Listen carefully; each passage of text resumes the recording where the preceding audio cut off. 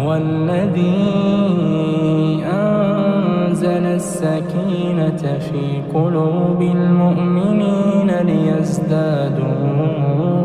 إيمانا مع إيمانهم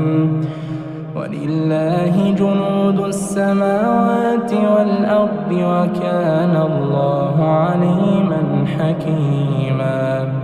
ليدخل المؤمنين والمؤمنات جنات تجري من تحتها الأنهار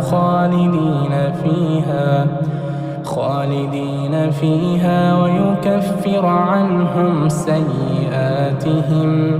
وكان ذلك عند الله فوزا عظيما ويعذب المنافقين والمنافقات والمشركين